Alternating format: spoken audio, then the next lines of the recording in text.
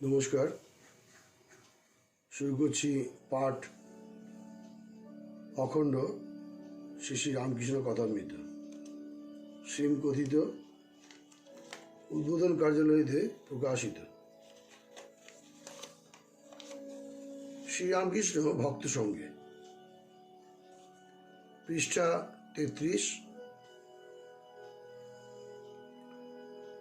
প্রথম পরিচ্ছদ। শ্রীরামকৃষ্ণের বলরাম মন্দিরে ভক্ত সঙ্গে প্রেমানন্দে নিত্য। রাত্রি 8টা-9টা হইবে। দোলযাত্রা 7 দিন পরে হইবে, কারণ গুপ্ত প্রেস পঞ্জিকা মতে ওই বৎসর দোলযাত্রা 4 মার্চ ছিল। শ্রীময় এই পরিচ্ছদে উল্লেখ করিয়াছেন 11 মার্চ 1882 শ্রীরামকৃষ্ণ বলরাম মন্দিরে আসিয়াছিলেন। রাম, মনমোহন, রাখাল, নিত্যগোপাল প্রভৃতি ভক্তগণ তাহাকে ঘেরিয়া রয়েছেন। সকলে হরিনাম সংকীর্তন করিতে মত্ত হইয়াছেন। কয়েকটি ভক্তের ভাবাবস্থা হইয়াছে। নিত্যগোপালের ভাবাস্থল বক্ষস্থল রক্তিমবর্ণ হইয়াছে। সকলে উপবেশন করিলে মাস্টার ঠাকুরকে প্রণাম করিলেন। দেখিলেন রাখাল শুইয়া আছেন, ভাবাবিষ্ট ও বাহ্য জ্ঞান শূন্য। ঠাকুর তার বুকে হাত দিয়া শান্ত হও, শান্ত হও বলিতেছেন। রাখালের এই প্রথম ভাবাবস্থা। দ্বিতীয় ভাবাবস্থা হইবে বলিয়া আমাদের মনে হয় মাস্টারমশাই নিজেই 19 সেপ্টেম্বর 1884 উল্লেখ করিয়াছেন রাখালের প্রথম ভাব 1881। তিনি কলকাতার বাসাতে পিত্রালয়ে থাকেন। মাঝে মাঝে ঠাকুরকে দর্শন করিতে যান। এই সময়ে শ্যামপুকুর বিদ্যালয়ে মহাশয়ের স্কুলে কয়েকদিন পড়িয়াছিলেন। ঠাকুর মাস্টারকে দক্ষিণেশ্বরে বলিয়াছিলেন, আমি কলকাতায় বলরামের বাড়িতে যাব, তুমি আসিও। তাই তিনি তাহাকে দর্শন করিতে আসিয়াছেন। 28 ফাল্গুন 1288 কৃষ্ণা ষষ্ঠী 11 মার্চ শনিবার 1882 খ্রিস্টাব্দে শ্রীযুক্ত বলরাম ঠাকুরকে নিমন্ত্রণ করিয়া আনিয়াছেন। এইবার ভক্তরা বারান্দায় বসিয়া প্রসাদ পাইতেছেন। দাসের ন্যায় বলরাম দাঁড়াইয়া আছেন। দেখিলে বোধ হয় না তিনি এই বাড়ির কর্তা। মাস্টার এই নূতন আসিতেছেন। এখনো ভক্তদের সঙ্গে আলাপ হয় নাই, কেবল দক্ষিণেশ্বরের নরেন্দ্রের সঙ্গে আলাপ হইয়াছিল। সর্বধর্ম সমন্বয়। কয়েকদিন পরে ঠাকুর শ্রীরামকৃষ্ণ দক্ষিণেশ্বরে শিব মন্দিরে সিঁড়ির ওপর ভাবাবিষ্ট হইয়া বসিয়া আছেন। বেলা 4টা-5টা হইবে। মাস্টারের কাছে বসিয়া আছেন। কিয়ৎক্ষণ পূর্বে ঠাকুর নিজের ঘরে মেঝের উপরে বিছানা পাতা, তাহাতে বিশ্রাম করিতেছিলেন। এখনো ঠাকুরের সেবার জন্য কাছে কেউ থাকেন না। হৃদয়ে যাওয়ার পর ঠাকুরের কষ্ট হইতেছে। কলিকাতা হইতে মাস্টার আসিলে তিনি তাহার সঙ্গে কথা কইতে কইতে শ্রী রাধাকান্তের মন্দিরে সম্মুখস্থ শিব মন্দিরের সিঁড়িতে আসিয়া বসিয়াছিলেন, কিন্তু মন্দির দৃষ্টে হঠাৎ ভাবাবিষ্ট হইয়াছেন। ঠাকুর জগৎমাতার সঙ্গে কথা কইতেছেন। বলিতেছেন, মা, সবাই বলছে আমার ঘড়ি ঠিক চলছে। খ্রিস্টান, ব্রহ্মজ্ঞানী, হিন্দু, মুসলমান সকলেই বলে আমার ধর্ম ঠিক, কিন্তু মা, কারুর ঘড়ি তো ঠিক চলছে না। তোমাকে ঠিক কে বুঝতে পারবে? তবে ব্যাকুল হয়ে ডাকলে, তোমার কৃপা হলে সব পথ দিয়ে তোমার কাছে পৌঁছানো যায়। মা, খ্রিস্টানেরা গির্জাতে তোমাকে কি করে ডাকে একবার দেখিও। কিন্তু মা, ভেতরে গেলে লোকে কি বলবে? যদি কিছু হাঙ্গামা হয়, আবার কালীঘরে যদি ঢুকতে না দেয়, তবে গির্জার দোরগোড়ার থেকে দেখিও। ভক্ত সঙ্গে ভজনানন্দে রাখাল প্রেমের সুরা। আরেকদিন ঠাকুর নিজের ঘরে ছোট খাটটির উপর বসিয়া আছেন। আনন্দময় মূর্তি, হাস্যবদন। শ্রীযুক্ত কালীকৃষ্ণের সঙ্গে মাস্টার আসিয়া উপস্থিত। কালীকৃষ্ণ ভট্টাচার্য পরে বিদ্যাসাগর কলেজে সিনিয়র প্রফেসর অব সংস্কৃত ভাষা ও সাহিত্যের প্রধান অধ্যাপক হইয়াছিলেন। কালীকৃষ্ণ জানিতেন না তাহাকে তাহার বন্ধু কোথায় লইয়া আসিতেছেন। বন্ধু বলিয়াছিলেন, সুরির দোকানে যাবে তো আমার সঙ্গে এসো, সেখানে এক জালা মদ আছে। মাস্টার আসিয়া বন্ধুকে যাহা বলিয়াছিলেন প্রণামান্তর ঠাকুরকে সমস্ত নিবেদন করিলেন। ঠাকুরও হাসিতে লাগিলেন। ঠাকুর বলিলেন, ভজনানন্দ ব্রহ্মানন্দ, এই আনন্দই সুরা, প্রেমের সুরা। মানব জীবনের উদ্দেশ্য ঈশ্বরের প্রেম, ঈশ্বরকে ভালোবাসা, ভক্তি সার। জ্ঞান বিচার করে ঈশ্বরকে জানা বড়ই কঠিন। এই বলিয়া ঠাকুর গান গাইতে লাগিলেন। কে জানে কালী কেমন, সরদর্শনে না পায় দর্শন, আত্মারামের আত্মা কালী প্রমাণ প্রণবেরও মতন। সে যে ঘটে ঘটে বিরাজ করে, ইচ্ছাময়ী ইচ্ছা যেমন, কালী উদরে ব্রহ্মাণ্ড ভাণ্ড প্রকাণ্ড তা বুঝো কেমন। যেমন শিব বুঝেছেন কালীর মর্ম, অন্য কে বা জানে তেমন, মূলাধারে সহস্রাধারে সদা যোগী করে মনন। কালীপদ্ম বনে হংস শনে, হংসরূপী করে রমন, প্রসাদ ভাবে লোকে হাসে সন্তরণে সিন্ধু তারণ। আমার মন বুঝেছে প্রাণ বুঝে না, ধরবে শশী হয়ে বামন। ঠাকুর শ্রী রামকৃষ্ণ আবার বলিতেছেন, ঈশ্বরকে ভালোবাসা এইটি জীবনের উদ্দেশ্য। যেমন বৃন্দাবনে গোপীরা, রাখালরা শ্রীকৃষ্ণকে ভালোবাসিত। যখন শ্রীকৃষ্ণ মোথায় গেলেন, রাখালেরা তার বিরহে কেঁদে কেঁদে বেড়াত। এই বলিয়া ঠাকুর উদ্যাপনে দৃষ্টি হইয়া গান গাইতেছেন। দেখে এলাম এক নবীন রাখাল, নবীন তরুর ডাল ধরে, নবীন বৎস কোলে করে বলে, কোথারে ভাই কানাই, আবার কাবই কানাই বেরোয় না রে, বলে কোথারে ভাই, আর নয়ন জলে ভেসে যায়। ঠাকুরের প্রেম মাখা গান শুনিয়া মাস্টারের চক্ষুতে জল আসিতেছে। দ্বিতীয় পরিচ্ছদ, পৃষ্ঠা 35। শ্রীমকথিত শ্রী রামকৃষ্ণ কথামৃত অখণ্ড। শ্রীরামকৃষ্ণ শ্যামপুকুরে প্রাণকৃষ্ণের বাটিতে। ঠাকুর শ্রীরামকৃষ্ণ কলিকাতায় আজ শুভাগমন করিয়াছেন। শ্রীযুক্ত প্রাণকৃষ্ণ মুখোপাধ্যায় শ্যামপুকুরে বাটির দ্বিতলা বৈঠকখানার ঘরে ভক্ত সঙ্গে বসিয়া আছেন। এইমাত্র ভক্ত সঙ্গে বসিয়া প্রসাদ পাইয়াছেন। আজ 2 এপ্রিল, রবিবার, 1882 খ্রিস্টাব্দ।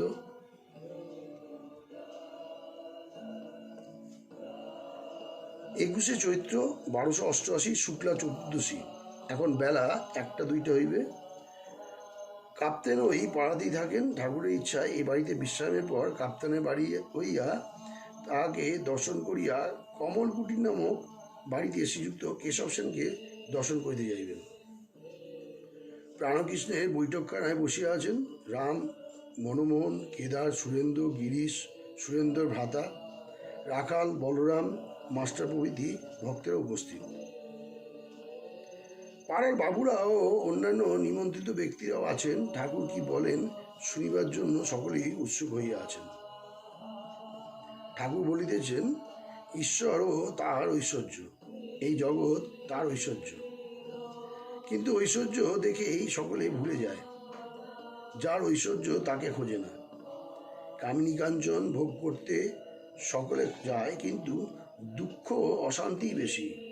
সংসার যেন বিশালাক্ষীর দ, নৌকা দয়ে একবার পড়লে আর রক্ষা নাই। সেকুল কাটার মতো এক ছাড়ে তো আর একটি জড়ায়। গোলক ধান্দায় একবার ঢুকলে বেরোনো মুশকিল। মানুষ যেন ঝলসা পোড়া হয়ে যায়। একজন ভক্ত, এখন উপায় সাধুসঙ্গ আর প্রার্থনা। শ্রীরামকৃষ্ণ বলছেন, উপায় সাধুসঙ্গ আর প্রার্থনা। বৈদ্যের কাছে না গেলে রোগ ভালো হয় না।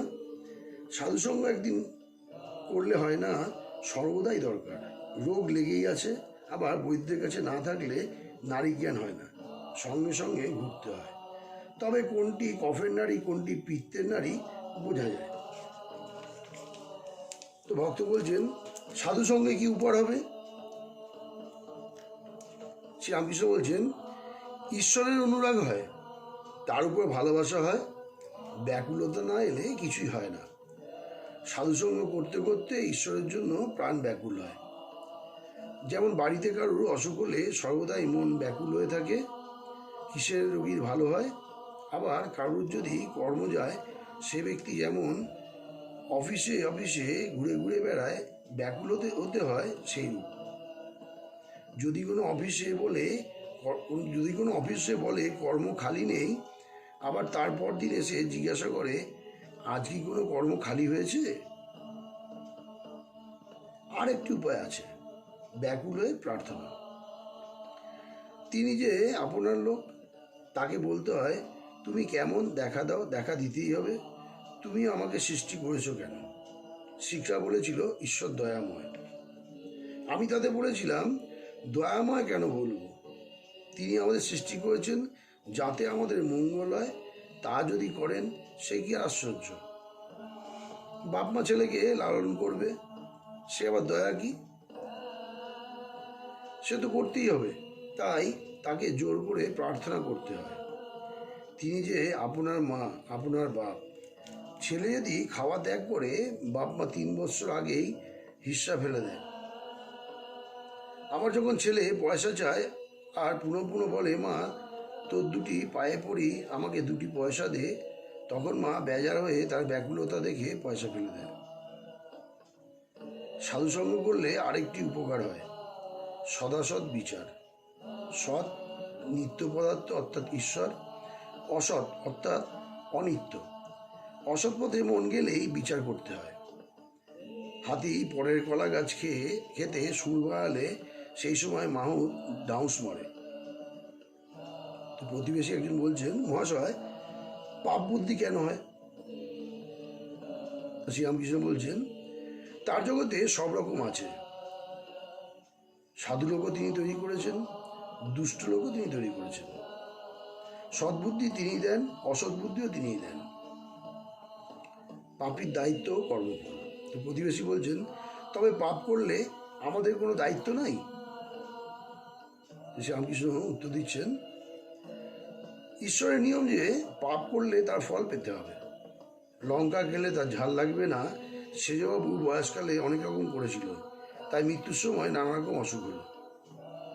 কম বয়সে এত টের পাওয়া যায় না।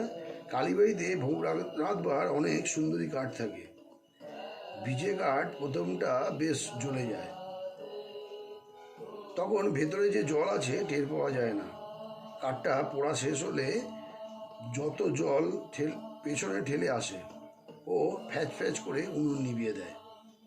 তাই কাম, ক্রোধ, লোভ এসব থেকে সাবধান হতে হয়। দেখো না, হনুমান ক্রোধ করে লঙ্কা দগ্ধ করেছিল। শেষে মনে পড়লো অশোক বনে সীতা আছেন, তখনই ছটফট করতে লাগলো, পাছে সীতার কিছু হয়। প্রতিবেশী বলছেন, তবে ঈশ্বর দুষ্ট লোক করলেন কেন?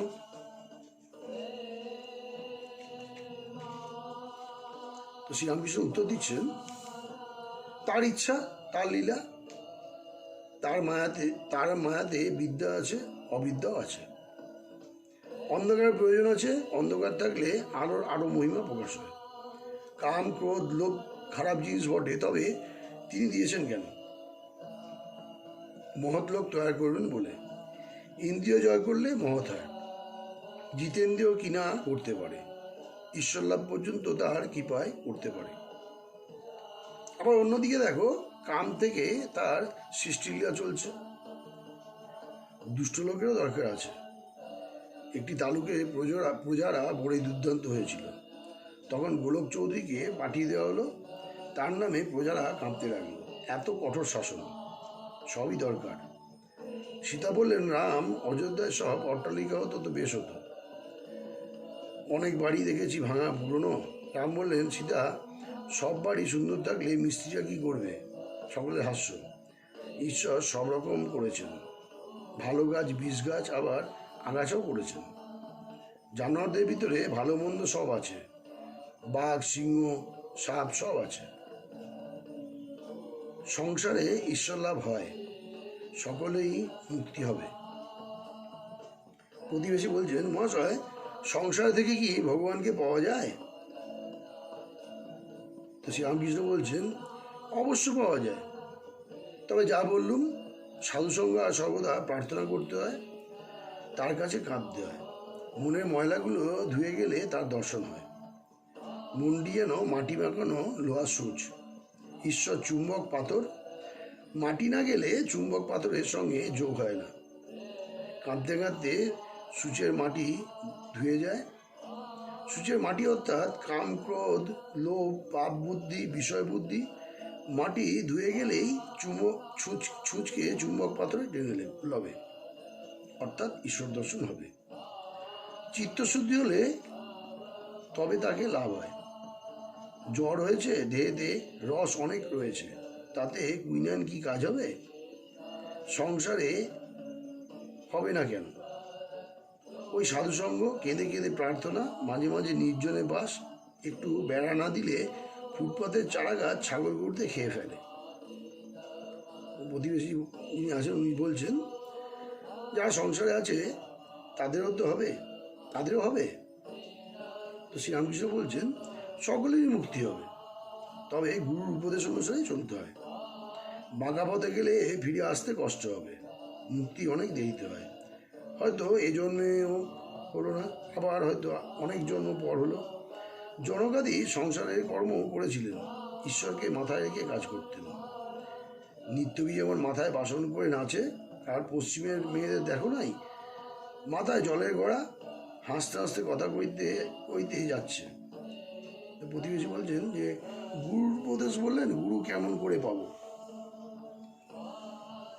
শ্রীরামকৃষ্ণ বলছেন, যে সে লোক গুরু হতে পারে না। বাহাদুরি কাঠ নিজেও ভেসে চলে যায়, অনেক জীবজন্তুও চড়ে যেতে পারে। হাওয়াতে কাঠের উপর চললে কাঠও ডুবে যায়, যে চড়ে সেও ডুবে যায়। তাই ঈশ্বর যুগে যুগে লোকশিক্ষার জন্য নিজে গুরুরূপে অবতীর্ণ হন। সচ্চিদানন্দই গুরু। জ্ঞান কাকে বলে, আর আমি কে? ঈশ্বরই কর্তা, আর সব অকর্তা, এর নাম জ্ঞান। আমি অকর্তা, তার হাতের যন্ত্র। তাই আমি বলি, মা তুমি যন্ত্রী, আমি যন্ত্র, তুমি ঘরণী, আমি ঘর, আমি গাড়ি, তুমি ইঞ্জিনিয়ার, যেমন চালাও তেমনি চলি, যেমন করাও তেমনি করি, যেমন বলাও তেমনি বলি, নাও নাও তুহু তুহু। তৃতীয় পরিচ্ছদ, পৃষ্ঠা 38। কমলকুটিয়ে শ্রীরামকৃষ্ণ ও শ্রীযুক্ত কেশব সেন। শ্রীরামকৃষ্ণ কাপ্তানের বাটি হইয়া শ্রীযুক্ত কেশব সেনের কমলকুটি নামক বাটিতে আসিয়াছেন। সঙ্গে রাম, মনমোহন, সুরেন্দ্র মাস্টার প্রভৃতি অনেকগুলি ভক্ত। সকলে দ্বিতল হলঘরে উপবেশন করিয়াছেন। শ্রীযুক্ত প্রতাপ মহিমদা, শ্রীযুক্ত তৈলক্য প্রভৃতি ব্রাহ্ম ভক্তগণও উপস্থিত আছেন। ঠাকুর শ্রীযুক্ত কেশবকে বড় ভালোবাসেন। যখন বেলঘরের বাগানে সশিষ্য তিনি সাধন ভজন করিতেছিলেন, অর্থাৎ 1875 খ্রিস্টাব্দের মাঘোৎসবের পর কিছুদিনের মধ্যে ঠাকুর একদিন বাগানে গিয়া তাহার সহিত দেখা করিয়াছিলেন। সঙ্গে ভাগিনীয় হৃদয়নাম। বেলঘরে এই বাগানে তাহাকে বলিয়াছিলেন, তোমারই ল্যাজ খসেছে, অর্থাৎ তুমি সব ত্যাগ করে সংসারের বাইরে থাকিতে পারো, আবার সংসারেও থাকিতে পারো। যেমন ব্যাঙাচির ল্যাজ ঘষলে জলেও থাকতে পারে, আবার ডাঙাতেও থাকতে পারে। পরে দক্ষিণেশ্বরে, কমলকুটিরে, ব্রাহ্ম সমাজ ইত্যাদি স্থানে অনেকবার ঠাকুরের কথার চলে তাহাকে উপদেশ দিয়াছিলেন, নানা পথ দিয়া, নানা ধর্মের ভিতর দিয়া ঈশ্বর লাভ হতে পারে। মাঝে মাঝে নির্জনে সাধন ভজন করে ভক্তিলাভ করে সংসারে থাকা যায়। জনকাদি ব্রহ্মজ্ঞান লাভ করে সংসারে ছিলেন। ব্যাকুল হয়ে তাকে ডাকতে হয়, তবে দেখা দেন। তোমরা যা করো নিরাকার সাধন, সে খুব ভালো। ব্রহ্মজ্ঞান হলে ঠিক বোধ করবে, ঈশ্বর সত্য আর সব অনিত্য, ব্রহ্ম সত্য, জগৎ মিথ্যা। সনাতন হিন্দু ধর্মে সাকার নিরাকার দুই মানে, নানাভাবে ঈশ্বরের পূজা করে। শান্ত দাস্য সখ্য বাৎসল্য মধুর। রোশন চৌকিওয়ালা একজন শুধু কুঁয়ো ধরে বাজায়, অথচ তার বাঁশির 7 ফোঁকর আছে, কিন্তু আর একজন তারও 7 ফোঁকর আছে, সে নানা রাগরাগিনী বাজায়। তোমরা সাকার মানো না, তাতে কিছু ক্ষতি নেই, নিরাকারে নিষ্ঠা থাকলেই হবে। তবে সাকারবাদীদের টানটুকু নেবে, মা বলে তাকে ডাকলে ভক্তিপ্রেম আরও বাড়বে। কখন দাস্য, কখনো সখ্য, কখনো বাৎসল্য, কখনো মধুর ভাব। কোনো কামনা নাই, তাকে ভালোবাসি, এটি বেশ। এর নাম অহেতুক ভক্তি। টাকা করি, মান সম্মান কিছুই চাই না, কেবল তোমার পাদপদ্মে ভক্তি। বেদ পুরাণ তন্ত্রে এক ঈশ্বরের কথাই আছে, ও তার লীলার কথা। জ্ঞান ভক্তি দুই আছে। সংসারে দাসীর মতো থাকবে, দাসী সব কাজ করে, কিন্তু দেশে মন পড়ে আছে। মনিবের ছেলেদের মানুষ করে, বলে আমার হরি, আমার রাম, কিন্তু জানে আমার ছেলে আমার নয়। তোমরা যে নির্জনে সাধন করছো, এ খুব ভালো, তার কৃপা হবে। জনক রাজা নির্জনে কত সাধন করেছিলেন। সাধন করলে তবে তো সংসারে নিলিপ্ত হওয়া যায়। তোমরা বক্তৃতা দাও সকালে উপকারের জন্য, কিন্তু ঈশ্বর লাভ করে, ঈশ্বর দর্শন করে বক্তৃতা দিলে উপকার হয়। রঘুবীরের আদি তার আদেশ না পেয়ে লোকশিক্ষা দিলে উপকার হয় না। ঈশ্বর লাভ না করলে তার আদেশ পাওয়া যায় না। ঈশ্বর লাভ যে হয়েছে তার লক্ষণ আছে। বালকবধ, জড়বধ, উন্মাদবধ, পিশাচবধ হয়ে যায়, যেমন সুখদেবাদি। চৈতন্যদেব কখনো বালকবধ, কখনো উন্মাদের ন্যায় নৃত্য করিতেন। হাস্যে, কাঁদে, নেচে গায়। পুরীধামে যখন ছিলেন তখন অনেক বড় জ্বর সমাধিতে থাকতেন। অনেক সময় জ্বর সমাধিতে থাকতেন। শ্রীযুক্ত কেশবের হিন্দু ধর্মের উপর উত্তরোত্তর শ্রদ্ধা। এরূপ নানা স্থানে শ্রীযুক্ত কেশব সেনকে শ্রীরামকৃষ্ণ কথার ছলে নানা উপদেশ দিয়েছিলেন। বেলঘরের বাগানে প্রথম দর্শনের পর কেশব 28 মার্চ 1875 রবিবার মীরা সংবাদপত্রে লিখিয়াছিলেন, আমরা অল্পদিন হইল দক্ষিণেশ্বরে পরমহংসের রামকৃষ্ণকে বেলঘরে বাগানে দর্শন করিয়াছি। তাহার গভীরতা, অন্তর্দৃষ্টি, বালক স্বভাব দেখিয়া আমরা মুগ্ধ হইয়াছি। তিনি শান্ত স্বভাব, কোমল প্রকৃতি, আর দেখিলে বোধ হয় সর্বদা যোগেতে আছেন। এখন আমাদের বোধ হইতেছে যে হিন্দু ধর্মে গভীরতম প্রদেশ অনুসন্ধান করিলে কত সৌন্দর্য, সত্য ও সাধুতা দেখিতে পাওয়া যায়। তা না হইলে পরমহংসের ন্যায় ঈশ্বরীয়ভাবে ভাবিত যোগী পুরুষ কিভাবে দেখা যাইতেছে। 1876 জানুয়ারি আবার মাঘোৎসব আসিল। তিনি টাউন হলে বক্তৃতা দিলেন। বিষয় ব্রাহ্মধর্ম ও আমরা কি শিখিয়াছি, আওয়ার ফেথ অ্যান্ড এক্সপিরিয়েন্স। তাতে হিন্দু ধর্মে সৌন্দর্যের কথা অনেকে বলিয়াছিলেন। শ্রীরামকৃষ্ণ তাহাকে যেমন ভালোবাসিয়াছিলেন, কেশবও তাহাকে তদ্রূপ ভক্তি করিতেন। প্রায় প্রতি বৎসর ব্রহ্মোৎসবের সময় ও অন্যান্য সময়ও কেশব দক্ষিণেশ্বরে যাইতেন ও তাহাকে কমলকুটিরে লইয়া আসিতেন। কখনো কখনো একাকী কমলকুটিরে দ্বিতলস্থ উপাসনা কক্ষে পরম অন্তরঙ্গ জ্ঞানে ভক্তি করে লইয়া যাইতেন ও একান্তে ঈশ্বরের পূজা ও আনন্দ করিতেন। 1879 ভাদ্যোৎসবের সময় আবার কেশব শ্রীরামকৃষ্ণকে নিমন্ত্রণ করিয়া বেলঘরের তপবনে লইয়া যান। 15 সেপ্টেম্বর সোমবার 31 ভাদ্র 1286 কৃষ্ণ চতুর্থী আবার 21 সেপ্টেম্বর কমলকুটি উৎসবে যোগদান করিতে লইয়া যান। এই সময় শ্রীরামকৃষ্ণ সমাধিস্থ হইলে ব্রাহ্মভক্ত সঙ্গে তার ফটো লওয়া হয়। ঠাকুর দণ্ডায়মান সমাধিস্থ, হৃদয় ধরিয়া আছেন। 22 অক্টোবর, 6 কার্তিক 1286 বুধবার, মহাষ্টমী নবমীর দিন কেশব দক্ষিণেশ্বর গিয়া তাহাকে দর্শন করিলেন। 1879 29 অক্টোবর বুধবার, 13 কার্তিক 1286, কোজাগরী পূর্ণিমায় বেলা 1টার সময় কেশব আবার ভক্তের সঙ্গে শ্রীরামকৃষ্ণকে দক্ষিণেশ্বরে দর্শন করিতে যান। স্টিমারের সঙ্গে একখানি বজরা, 6খানি নৌকা, 2খানি ডিঙি, প্রায় 80 জন ভক্ত, সঙ্গে পতাকা, পুষ্পপল্লব, খোল, করতাল, ভেড়ি। হৃদয় অভ্যর্থনা করিয়া কেশবকে স্টিমার হইতে আনেন। গান গাইতে গাইতে সুরধ্বনি তীরে হরি বলে গে বুঝি প্রেমদাতা নিতাই এসেছেন। ব্রাহ্মভক্তগণ পঞ্চবটিতে কীর্তন করিতে করিতে তার সঙ্গে আসিতে লাগিলেন। সচ্চিদানন্দ বিজ্ঞ রূপানন্দ ঘন, তাদের মধ্যে ঠাকুর মাঝে মাঝে সমাধিস্থ। এই দিনে সন্ধ্যার পর বাঁধাঘাটে পূর্ণচন্দ্রের আলোকে কেশব উপাসনা করিয়াছিলেন। উপাসনার পর ঠাকুর বলিতেছেন, তোমরা বলো ব্রহ্ম আত্মা ভগবান, ব্রহ্ম মায়া জীব জগৎ, ভগবত ভক্ত ভগবান। কেশবাদী ব্রাহ্ম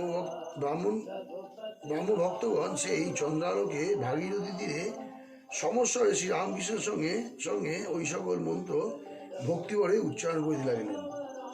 শ্রীরামকৃষ্ণ আবার যখন বললেন, বলো গুরু কৃষ্ণ বৈষ্ণব, তখন কেশব আনন্দে হাসিতে হাসিতে বললেন, মহাশয়, এখন অত দূর নয়। গুরু কৃষ্ণ বৈষ্ণব আমরা যদি বলি লোকে বলবে গোঁড়া। শ্রীরামকৃষ্ণ হাসিতে লাগিলেন, বললেন, বেশ, তোমরা ব্রাহ্মণরা যতদূর পারো তাহাই বলো। কিছুদিন পরে 13 নভেম্বর 28 কার্তিক 1879 কালী পূজার পরে রাম, মনমোহন, গোপাল মিত্র দক্ষিণেশ্বর শ্রীরামকৃষ্ণকে প্রথম দর্শন করেন। 1880 খ্রিস্টাব্দে একদিন গ্রীষ্মকালে রাম, মনমোহন কমলকুটিরে কেশবের সহিত দেখা করিতে আসিয়াছিলেন। তাদের ভারী জানিতে ইচ্ছা কেশববাবু ঠাকুরকে কিরূপ মনে করেন। তারা বলিয়াছেন, কেশববাবুকে জিজ্ঞাসা করতে বললেন। দক্ষিণেশ্বরে পরমহংস সামান্য হেন, এক করে পৃথিবীর মধ্যে এত বড় লোক কেহ নাই। ইনি এত সুন্দর, এত অসাধারণ ব্যক্তি, ইহাকে অতি সাবধানে সন্তর্পণে রাখতে হয়। অযত্ন করলে এর দেহ থাকবে না। যেমন সুন্দর মূল্যবান জিনিস গ্লাস কেসে রাখতে হয়। ইহার কিছুদিন পরে 1881 মাঘোৎসবের সময় জানুয়ারি মাসে কেশব শ্রী রামকৃষ্ণকে দর্শন করিতে দক্ষিণেশ্বর যান। তখন রাম, মনমোহন, জয়গোপাল সেন প্রভৃতি অনেকে উপস্থিত ছিলেন। 1803 শক 1 শ্রাবণ কৃষ্ণা চতুর্থী 1288 শুক্রবার 15 জুলাই 1881 কেশব বাবা শ্রীরামকৃষ্ণকে দক্ষিণেশ্বর হইতে স্টিমারে তুলিয়া লন। 1881 নভেম্বর মাসে মনমোহনের বাটিতে যান ঠাকুর। যখন ঠাকুর শুভাগমন করেন ও উৎসব হয়, তখন কেশব নিমন্ত্রিত হইয়া উৎসবে যোগদান করেন। শ্রীযুক্ত তৈলক্য প্রভৃতি গান করিয়াছিলেন। 1881 ডিসেম্বর মাসে রাজেন্দ্র মিত্র বাটিতে শ্রীরামকৃষ্ণ নিমন্ত্রিত হইয়া যান। শ্রীযুক্ত কেশব গিয়েছিলেন। বাটিটি ঠনঠনে বেচু চাটুর্য স্ট্রিটে। রাজেন্দ্র, রাম, মনমোহনের মেসমশাই রাম, মনমোহন, ব্রাহ্মভক্ত রাজামোহন, রাজেন্দ্র কেশবকেও সংবাদ দেন ও নিমন্ত্রণ করেন। কেশবকে যখন সংবাদ দেওয়া হইল, তখন তিনি ভাই অগরনাথের শোকে অসহজ গ্রহণ করেছিলেন। প্রচারক ভাই অগর 24 অজ্ঞান 8ই ডিসেম্বর বৃহস্পতিবার লখনৌ নগরে দেহত্যাগ করেন। সকলে মনে করিলেন কেশব বুঝি আসিতে পারিবেন না। কেশব সংবাদ পাইয়া বললেন, সে কি, পরমহংস মহাশয় আসিবেন আর আমি যাইব না? অবশ্যই যাইব, অসৌচ, তাই আমি আলাদা জায়গায় খাবো। মনমোহনের মাতা ঠাকুরানী পরম ভক্তিমতী শ্যামাসুন্দরী দেবী ঠাকুরকে পরিবেশন করিয়াছিলেন। রাম খাবার সময় দাঁড়াইয়াছিলেন। যেদিন রাজেন্দ্র বাটিতে শ্রীরামকৃষ্ণ শুভাগমন করেন, সেই দিন অপরাহ্নে সুরেন্দ্র তাহাকে লইয়া চীনে বাজারে তার ফটোগ্রাফ লইয়াছিলেন। ঠাকুর দণ্ডায়মান সমাধিস্থ। উৎসবের দিবসে মহেন্দ্র গোস্বামী ভাগবত পাঠ করিলেন। 1882 জানুয়ারি মাঘোৎসবের সময় শিমুলিয়া ব্রাহ্ম সমাজে উৎসব হয়।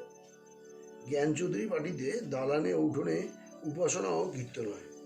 শ্রীরামকৃষ্ণ কেশব নিমন্ত্রিত হইয়া উপস্থিত ছিলেন। এই স্থানে নরেন্দ্রের গান ঠাকুর প্রথমে শুনেন ও তাহাকে দক্ষিণেশ্বর যাইতে বলেন।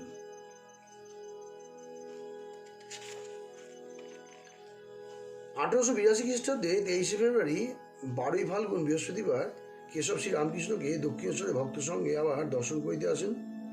সঙ্গে জোসেফ কুক, আমেরিকান পাদ্রী মিস পিগট, ব্রাহ্ম ভক্তগণ সহ কেশব ঠাকুরকে স্টিমারে তুলিয়া লইলেন। কুক সাহেব শ্রী রামকৃষ্ণের সমাধি অবস্থা দেখিলেন। শ্রীযুক্ত নগেন্দ্র এই জাহাজে উপস্থিত ছিলেন। তাহার মুখে সমস্ত শুনিয়া মাস্টার 10-15 দিনের মধ্যে দক্ষিণেশ্বর শ্রী রামকৃষ্ণকে প্রথম দর্শন করেন। এর 3 মাস পরে এপ্রিল মাসে শ্রীরামকৃষ্ণ কমলকুটিরে কেশবকে দেখিতে আসেন। তারই একটু বিবরণ এই পরিচ্ছদে দেওয়া হইল। শ্রীরামকৃষ্ণ কেশবের প্রতি স্নেহ, জগৎমাতার কাছে ডাবচিনি মানা। আজ কমলকুটিরে সেই বৈঠকখানা করে ঠাকুর শ্রীরামকৃষ্ণ ভক্ত সঙ্গে উপবিষ্ট। 2 এপ্রিল 1882 বেলা 5টা। কেশব ভিতরের ঘরে ছিলেন। তাহাকে সংবাদ দেওয়া হইল। তিনি জামা চাদর পরিয়া আসিয়া প্রণাম করিলেন। তাহার ভক্তবন্ধু কালীনাথ বসু পীড়িত তাহাকে দেখিতে যাইতেছেন। ঠাকুর আসিয়াছেন, কেশবের আর যাওয়া হলো না। ঠাকুর বলিতেছেন, তোমার অনেক কাজ, আবার খবরের কাগজে লিখতে হয়, সেখানে দক্ষিণেশ্বরে যাবার অবসর নাই। তাই আমি তোমায় দেখতে এসেছি। তোমার অসুখ শুনে ডাবচিনি মেনেছিলাম। মাকে বলতুম, মা, কেশবের যদি কিছু হয় তাহলে কলিকাতায় গেলে কার সঙ্গে কথা কইব। শ্রীযুক্ত প্রতাপাদি ব্রাহ্মভক্তদের সহিত শ্রীরামকৃষ্ণ অনেক কথা কহিতেছেন। কাছে মাস্টার বসিয়া আছেন দেখিয়া তিনি কেশবকে বলিতেছেন, ইনি কেন ওখানে দক্ষিণেশ্বরে যান না, জিজ্ঞাসা করত। এত বলে তিনি বলেন, মাঘ ছেলেদের উপর মন নাই। মাস্টার সবে 1-2 মাস ঠাকুরের কাছে যাতায়াত করিতেছেন। শেষে যাইতে কয়দিন বিলম্ব হইয়াছে, তাই ঠাকুর এরূপ কথা বলিতেছেন। ঠাকুর বলিয়া দিয়েছিলেন, আসতে দেরি হলে আমায় পত্র দেবে।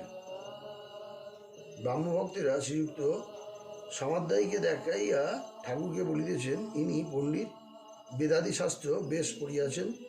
ঠাকুর বলেছেন, হ্যাঁ, এর চক্ষু দিয়া এর ভিতরটি দেখা যাচ্ছে, যেমন শাঁসির ভিতর দিয়া ঘরের ভিতরকার জিনিস দেখা যায়।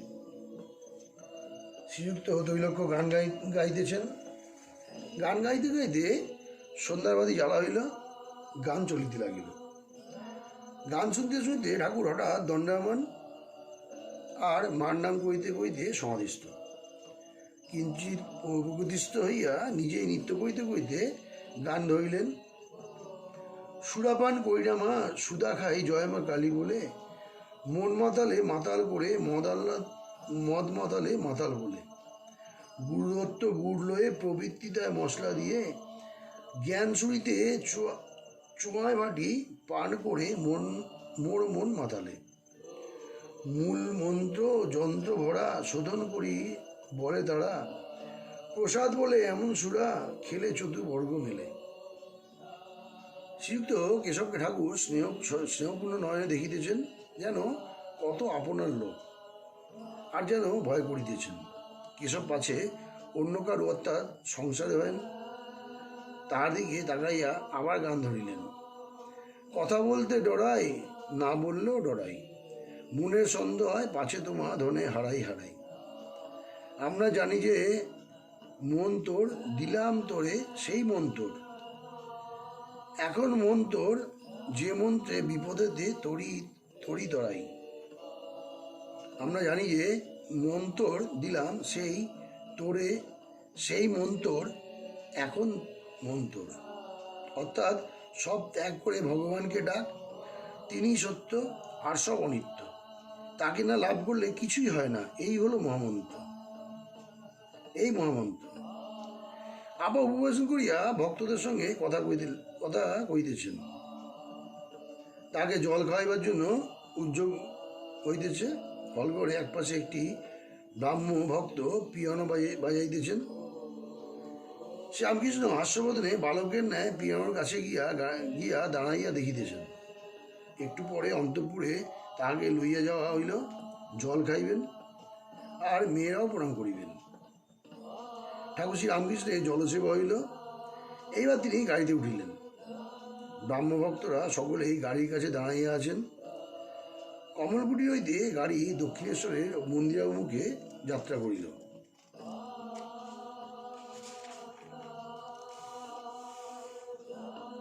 কলিকাতায় শ্রী ঈশ্বরচন্দ্র বিদ্যাসাগরের সঙ্গে শ্রী রামকৃষ্ণের মিলন। শ্রীমকথিত শ্রী শ্রী রামকৃষ্ণ কথামৃত, পৃষ্ঠা 44, প্রথম পরিচ্ছদ, বিদ্যাসাগরের বাটি।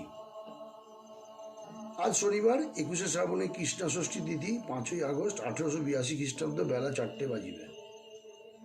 ঠাকুর শ্রী রামকৃষ্ণ কলিকাতা রাজপথ দিয়া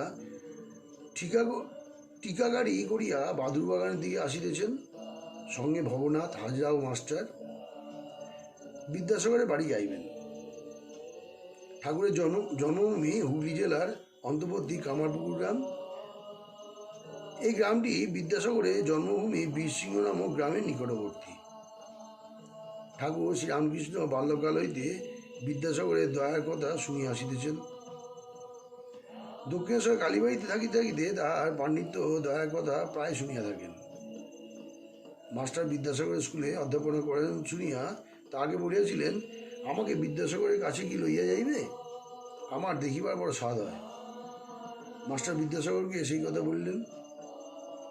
বিদ্যাসাগর আনন্দিত হইয়া তাহাকে একদিন শনিবারে 4টার সময় সঙ্গে করিয়া আনতে বলিলেন। একবার মাত্র জিজ্ঞাসা করিলেন, কীরকম পরমহংস? তিনি কি গেরুয়া কাপড় পরে থাকেন? মাস্টার বলেছেন, আগে না, তিনি এক অদ্ভুত পুরুষ। লাল পেড়ে কাপড় পরেন, জামা পরেন, বার্নিশ করা চটি জুতা পরেন। রাসমণি কালীবাড়িতে একটি ঘরের ভিতরে বাস করেন। সেই ঘরে তক্তপোষ পাতা আছে, তাহার উপর বিছানা মশারি আছে। সেই বিছানায় শয়ন করেন। কোনো বাহ্যিক চিহ্ন নাই, তবে ঈশ্বর বই আর কিছু জানেন না। অহর্নিশি তাহারই চিন্তা করেন। গাড়ি দক্ষিণেশ্বরে কালীবাড়ি হইতে ছাড়িয়াছে। পোল পার হইয়া শ্যামবাজার হইয়া ক্রমশ আর্মহাউস স্ট্রিট আসিয়াছে। ভক্তরা বলিতেছেন, এইবার বাদুরবাগানের কাছে আসিয়াছে। ঠাকুর বালকের ন্যায় আনন্দে গল্প করিতে করিতে আসিতেছেন। আর্মহাউস স্ট্রিটে আসিয়া হঠাৎ তাহার ভাবান্তর হইল, যেন ঈশ্বরাবেশ হইবার উপক্রম।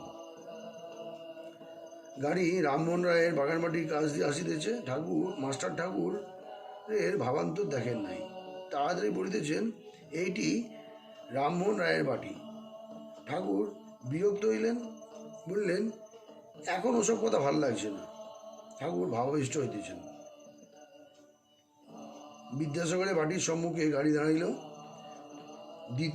গৃহটি দ্বিতল, ইংরেজ পছন্দ। জায়গায় মাঝখানে বাটি ও জায়গার চতুর্দিকে প্রাচীর।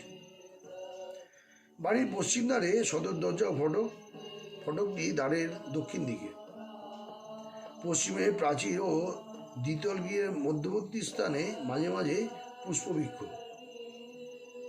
পশ্চিম দিকে নিচের ঘর হইতে সিঁড়ি দিয়া উপরে উঠিতে হয়। উপরে বিদ্যাসাগর থাকেন। সিঁড়ি দিয়া উঠিয়াই উত্তরে একটি কামরা, তার পূর্ব দিকে হলঘর। হলের দক্ষিণ পূর্ব ঘরে বিদ্যাসাগর শয়ন করেন। ঠিক দক্ষিণে আরেকটি কামরা আছে। এই কয়টি কামরা বহুমূল্য পুস্তকে পরিপূর্ণ। দেওয়ালের কাছে সারি সারি অনেকগুলি পুস্তকাধারে অতি সুন্দররূপে বাঁধানো বইগুলি সাজানো আছে। হলঘরের পূর্ব সীমান্তে টেবিল ও চেয়ার আছে। বিদ্যাসাগর যখন বসিয়া কাজ করেন, তখন সেইখানে তিনি পশ্চিমাশ্চ হইয়া বসেন। যাহারা দেখাশোনা করিতে আসেন, তাহারাও টেবিলের চতুর্দিকে চেয়ারে উপবিষ্ট হন। টেবিলের উপর লিখিবার সামগ্রী, কাগজ, কলম, দোয়াত, ব্লটিং, অনেকগুলি চিঠিপত্র, বাঁধানো হিসেবপত্রের খাতা, দু চারখানি বিদ্যাসাগরের পাঠ্যপুস্তক রইয়াছে, দেখিতে পাওয়া যায়। ওই কাষ্টাসনের ঠিক দক্ষিণের কামরাতে খাট বিছানা আছে, সেইখানে ইনি শয়ন করেন। টেবিলের উপর যে পত্রগুলি চাপা রইয়াছে তাহাতে কি লেখা রইয়াছে, কোনো বিধবা হয়তো লিখিয়াছে, আমার অপগণ্ড শিশু অনাথ, দেখিবার কেহ নাই, আপনাকে দেখিতে হইবে। কেহ লিখিয়াছে, আপনি খড়মাতার চলিয়া গিয়াছিলেন, তাই আমার মাসোয়ারা ঠিক সময়ে পাই নাই, বড় কষ্ট হইয়াছে। কোনো গরিব লিখিয়াছে, আপনার স্কুলে ফ্রি ভর্তি হইয়াছি, কিন্তু আমার বই কিনিবার ক্ষমতা নাই। কেহ লিখিয়াছেন, আমার পরিবারবর্গ খেতে পাচ্ছে না, আমাকে একটি চাকরি করিয়া দিতে হইবে। তার স্কুলে কোনো শিক্ষক লিখিয়াছেন, আমার ভগিনী বিধবা হইয়াছে, তার সমস্ত ভার আমাকে লইতে হইয়াছে, এ বেতনে আমার চলে না। হয়তো কেউ বিলাত হইতে লিখিয়াছেন, আমি এখানে বিপদগ্রস্ত, আপনি দিনের বন্ধু, কিছু টাকা পাঠাইয়া আসন্ন বিপদ হইতে আমাকে রক্ষা করুন। কেউ বা লিখিয়াছেন, অমুক তারিখে সালিসির দিন নির্ধারিত, আপনি সেদিন আসিয়া আমাদের বিবাদ মিটাইয়া দিবেন। ঠাকুর গাড়ি হইতে অবতরণ করিলেন, মাস্টার পথ দেখাইয়া বাটির মধ্যে লইয়া যাইতেছেন। উঠোনে ফুল গাছ, তার মধ্য দিয়া আসিতে আসিতে ঠাকুর বালকের ন্যায় বোতামে হাত দিয়া মাস্টারকে জিজ্ঞাসা করিতেছেন, জামার বোতাম খোলা রয়েছে, এতে কিছু দোষ হবে না? গায়ে একটি লং ক্লথের জামা, পরনে লাল পেড়ে কাপড়, তার আঁচলটি কাঁধে ফেলা, পায়ে বার্নিশ করা চটি জুতা। মাস্টার বললেন, আপনি ওর জন্য ভাববেন না, আপনার কিছুতেই দোষ হবে না, আপনার বোতাম দেওয়ার দরকার নাই। বালককে বুঝাইলে যেমন নিশ্চিন্ত হয়, ঠাকুরও তেমনি নিশ্চিন্ত হইলেন। দ্বিতীয় পরিচ্ছদ, বিদ্যাসাগর। সিঁড়ি দিয়ে উঠিয়া একবারে প্রথম কামরাটিতে উঠিবার পর ঠিক উত্তরের কামরাটিতে ঠাকুর ভক্তগণ সঙ্গে প্রবেশ করিতেছেন। বিদ্যাসাগর কামরার উত্তর পার্শ্বে দক্ষিণাশ্র হইয়া বসিয়া আছেন, সম্মুখে একটি চারকোনা লম্বা পালিশ করা টেবিল, টেবিলের পূর্ব প্রান্তে একখানি পেছন দিকে হেলান দেওয়া বেঞ্চ, টেবিলের দক্ষিণ পার্শ্বে ও পশ্চিম পার্শ্বে কয়েকখানি চেয়ার। বিদ্যাসাগর দু একটি বন্ধুর সহিত কথা কইতেছিলেন। ঠাকুর প্রবেশ করিলে পর বিদ্যাসাগর দণ্ডায়মান হইয়া অভ্যর্থনা করিলেন। ঠাকুর পশ্চিমাশ্ব টেবিলের পূর্ব পাশে দাঁড়াইয়া আছেন, বাম হস্ত টেবিলের উপর, পশ্চাতে বেঞ্চখানি। বিদ্যাসাগরকে পূর্ব পরিচিতের ন্যায় একদৃষ্টে দেখিতেছেন ও ভাবে হাসিতেছেন। বিদ্যাসাগরের বয়স আন্দাজ 62-63। ঠাকুর শ্রী রামকৃষ্ণ অপেক্ষা 16-17 বৎসরে বড় হইবেন। পরনে ধান কাপড়, পায়ে চটি জুতা, গায়ে একটি হাত কাটা প্লানেলের জামা, মাথার চতুষ্পার্শ্ব উড়িষ্যবাসীদের মতো কামানো। কথা কইবার সময় দাঁতগুলি উজ্জ্বল দেখিতে পাওয়া যায়। দাঁতগুলি সমস্ত বাঁধানো, মাথাটি খুব বড়, উন্নত ললাট ও একটু খর্বাকৃতি, ব্রাহ্মণ, তাই গলায় উপবিত। বিদ্যাসাগরের অনেক গুণ। প্রথম, বিদ্যানুরাগ। একদিন মাস্টারের কাছে এই বলতে বলতে সত্য সত্য কেঁদেছিলেন। আমার তো খুব ইচ্ছা ছিল যে পড়াশুনো করি, কিন্তু ওইটা হলো, সংসারে পড়ে কিছুই সময় পেলাম না। দ্বিতীয়, দয়া সর্বজীবে। বিদ্যাসাগর দয়ার সাগর। বাছুরের মায়ের দুধ পায় না দেখিয়া নিজে কয়েক বৎসর ধরিয়া দুগ্ধ খাওয়া বন্ধ করিয়াছিলেন। শেষে শরীর অতিশয় অসুস্থ হওয়াতে অনেকদিন পরে আবার ধরিয়াছিলেন। গাড়িতে চড়িতেন না, ঘোড়ার নিজের কষ্ট বলিতে পারে না।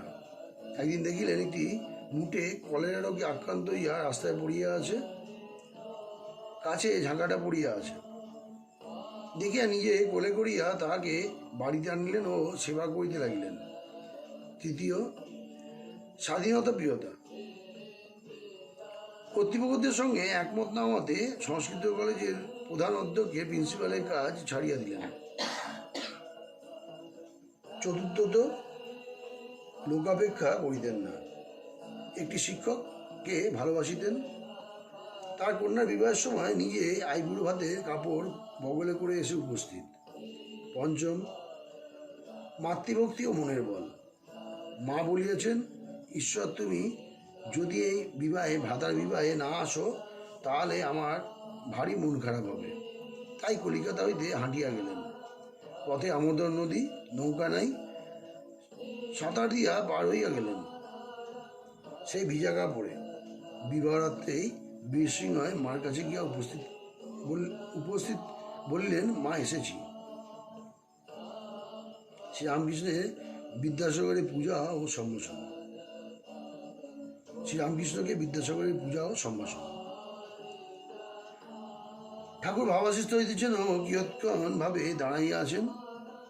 ভাব সম্মান করিবার জন্য মধ্যে মধ্যে বলিতেছেন, জল খাবো। দেখি দেখিতে বাড়ির ছেলেরা ও আত্মীয় বন্ধুরা আসিয়া দাঁড়াইলেন। ঠাকুর ভাবাসিষ্ট হইয়া বেঞ্চের উপরে বসিতেছেন।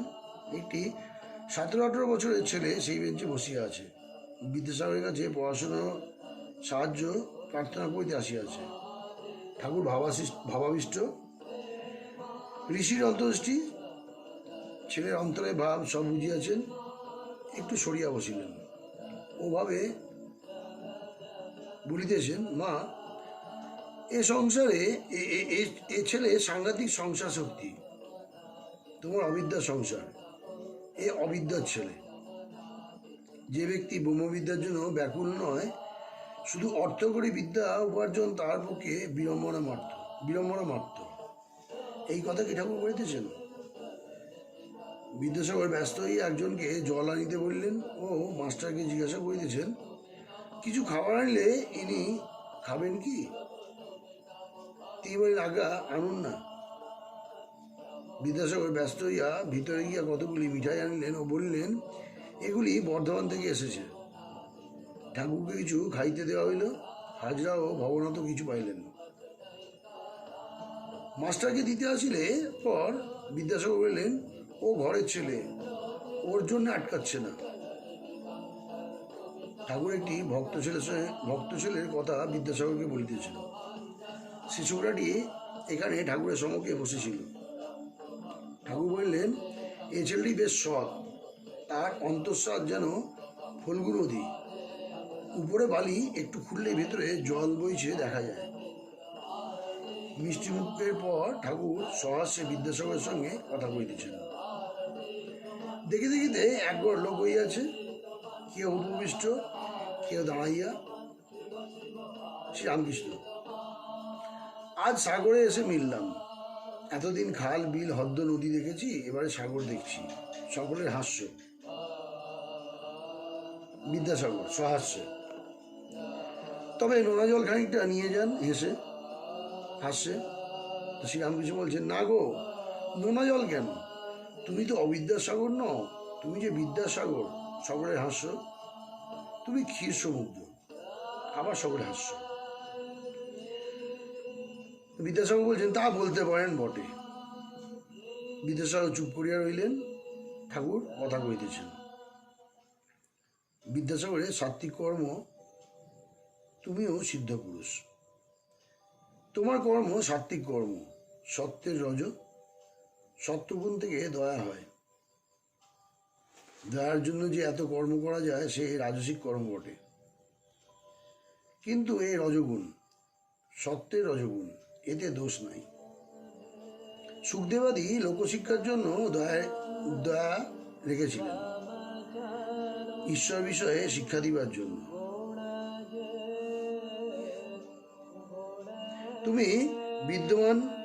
তুমি বিদ্যাদান, অন্নদান করছো, এও ভালো। নিষ্কাম করতে পারলে এতে ভগবান লাভ হয়। কেউ করে নামের জন্য, পুণ্যের জন্য, তাদের কর্ম নিষ্কাম নয়। আর সিদ্ধ তো তুমি আছোই। তো বিদ্যাসাগর বলছেন, মহাশয় কেমন করে? তো শ্রীরামকৃষ্ণ সহস্য বলছেন, আলু পটল সিদ্ধ হলে তো নরম হয়, তা তুমি তো খুব নরম, তোমার অত দয়া। হাস্যের সঙ্গে তো বিদ্যাসাগর সহসে বললেন, কলাই বাটা সিদ্ধ তো শক্তই হয়। তো শ্রীরামকৃষ্ণ বলছেন, তুমি তো নও গো, তুমি পণ্ডিতগুলো দরকাছে পড়া, না এদিক না ওদিক। শকুনি খুব উঁচুতে ওঠে, তার নজর ভাগাড়ে। যারা শুধু পণ্ডিত শুনতেই পণ্ডিত, কিন্তু তাদের কামিনী কাঞ্চনে আসক্তি। শকুনির মতো মতো পচা মরা খুঁজছে।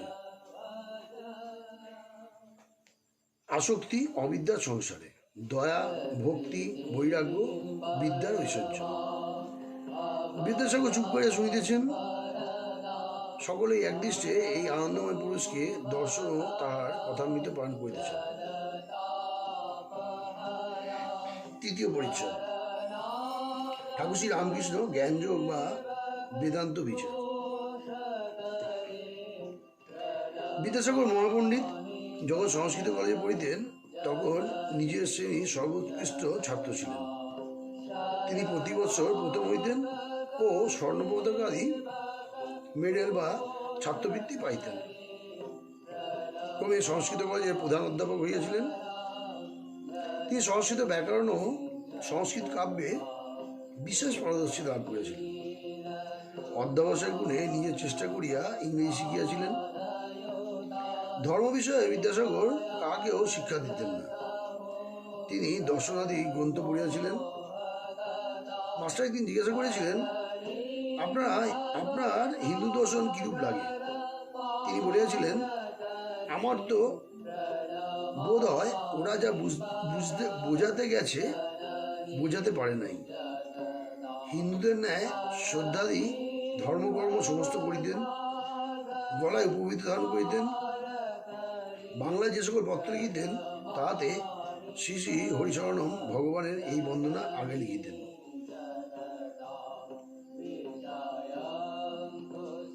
মাস্টার আরেকদিন তাহার মুখে শুনিয়াছিলেন, তিনি ঈশ্বর সম্বন্ধে কিরূপ ভাবেন। বিদ্যাসাগর বলিয়াছিলেন, তাকে তো জানার উপায় নাই, তাকে তো জানার জো নাই। এখন কর্তব্য কি? আমার মতে কর্তব্য আমাদের নিজের এরূপ হওয়া উচিত যে সকলে যদি সেরূপ হয়, পৃথিবী স্বর্গ হয়ে পড়বে। প্রত্যেকের চেষ্টা করা উচিত যাতে জগতের মঙ্গল হয়। বিদ্যা ও অবিদ্যার কথা কইতে কইতে ঠাকুর ব্রহ্মজ্ঞানের কথা কইতেছেন। বিদ্যাসাগর মহাপণ্ডিত স্বরদর্শন পাঠ করিয়া দেখিয়াছেন, বুঝি ঈশ্বরের বিষয়ে কিছুই জানা যায় না। শ্রীরামকৃষ্ণ ব্রহ্ম, বিদ্যা ও অবিদ্যার পাঠ, তিনি মায়াতীত। প্রবলেম অফ ইভেন, ব্রহ্ম নির্লিপ্ত, ভগবান জীবেরই সম্বন্ধে দুঃখাদি। কামারপুকুর গ্রামে জন্মগ্রহণ করেছেন। এই জগতে বিদ্যামায়া অবিদ্যামায়া দুটি আছে। সময় থেকে জ্ঞান ভক্তি আছে, আবার কামিনী কাঞ্চন আছে। 1951 সালে সৎ আছে, অসৎ আছে, ভালো আছে, আবার মন্দ আছে, কিন্তু ব্রহ্ম নির্লিপ্ত। তার মূর্তি এই মন্দিরে প্রতিষ্ঠিত। ভালো মন্দ জীবের পক্ষে, সৎ অসৎ জীবের পক্ষে, তার হতে কিছু হয় না। যেমন প্রদীপের সম্মুখে কেউ বা ভাগবত পড়ছে, কেউ বা জাল করছে, প্রদীপ নির্লিপ্ত। সূর্য সৃষ্টির উপর আলো দিচ্ছে, আবার দুষ্টের উপর দিচ্ছে। যদি বলো দুঃখ, পাপ, অশান্তি এ সকল তবে কি? তার উত্তর এই যে ওসব জীবের পক্ষে, ব্রহ্ম নির্লিপ্ত। সাপের ভিতর বিষ আছে, অন্যকে কামড়ালে মরে যায়, সাপের কিন্তু কিছু হয় না। ব্রহ্ম অনির্বচনীয়, অব্যপদেশম, দ্য আননোন অ্যান্ড আননলেজেবল। ব্রহ্ম যে কি মুখে বলা যায় না। সব জিনিস উচ্ছিষ্ট হয়ে গেছে, বেদ, পুরাণ, তন্ত্র, স্বরদর্শন সব এটো হয়ে গেছে, মুখে পড়া হয়েছে, মুখে উচ্চারণ হয়েছে, তাই এটো হয়েছে। কিন্তু একটি জিনিস কেবল উচ্ছিষ্ট হয় নাই, সে জিনিসটি ব্রহ্ম। ব্রহ্ম যে কি আজ পর্যন্ত কেউ মুখে বলতে পারে নাই। বিদ্যাসাগর বন্ধুদের প্রতি, বাহ, এটি তো বেশ কথা, আজ একটি নতুন কথা শিখলাম। তো শ্রীরামকৃষ্ণ বলছেন, এক বাপের দুটি ছেলে ব্রহ্মবিদ্যা শেখবার জন্য ছেলে দুটিকে বড় আচার্যের হাতে দিলেন। কয়েক বছর পরে তারা গুরুগৃহ থেকে ফিরে এলো, এসে বাপকে প্রণাম করলে। বাপের ইচ্ছা দেখেন যে এদের ব্রহ্মজ্ঞান কিরূপ হয়েছে। বড় ছেলেকে জিজ্ঞাসা করলেন, বাপ, তুমি তো সব পড়েছ, ব্রহ্ম কিরূপ বলো দেখি। বড় ছেলেটি বেদ থেকে নানা শ্লোক বলে বলে ব্রহ্মের স্বরূপ বুঝাতে লাগলো। বাবা চুপ করে রইলেন। যখন ছোট ছেলেকে জিজ্ঞাসা করলেন, সে হেঁট মুখে চুপ করে রইল, মুখে কোনো কথা নাই। বাপ তখন প্রসন্ন হয়ে ছোট ছেলেকে বললেন, বাপু, তুমি একটু বুঝেছ, ব্রহ্ম যে কি মুখে বলা যায় না। মানুষ মনে করে আমরা তাকে জেনে ফেলেছি। একটা পিঁপড়ে চিনি পাহাড়ে গেছিল, এক দানা খেয়ে পেট ভরে গেল, আর এক দানা মুখে করে বাসায় যেতে লাগলো। যাবার সময় ভাবছে, এবারে এসে সব পাহাড়টিকে লয়ে যাব। ক্ষুদ্র জীবেরা এইসব মনে করে, জানে না ব্রহ্ম বাক্য মনেরও অতীত। যে যতই বড় হোক না কেন, তাকে কি করে জানবে? সুখদেবাদি না হয় দেও পিঁপড়ে, চিনি 8-10টা দানা না হয় মুখে করুক। ব্রহ্ম সচ্চিদানন্দ স্বরূপ, নির্বিকল্প সমাধি ও ব্রহ্মজ্ঞান। তবে বেদে পুরাণে যা বলেছে সে কিরকম বলা জানো? একজন সাগর দেখে এলে, কেউ যদি জিজ্ঞাসা করে কেমন দেখলে, সে মুখ হাঁ করে বলে, ওহ কি দেখলুম, কি হিল্লোল কল্লোল। ব্রহ্মের কথাও সেই রকম। বেদে আছে তিনি আনন্দ স্বরূপ সচ্চিদানন্দ। সুখদেবাদি এই ব্রহ্মসাগর তটে দাঁড়িয়ে দর্শন স্পন্দন করেছিলেন। একমতে আছে এ সাগরে নামেন নাই, তারা এ সাগরে নামেন নাই, এ সাগরে নামলে আর ফিরবার জো নাই। সমাধিস্থ হলে ব্রহ্মজ্ঞান হয়, ব্রহ্ম দর্শন হয়।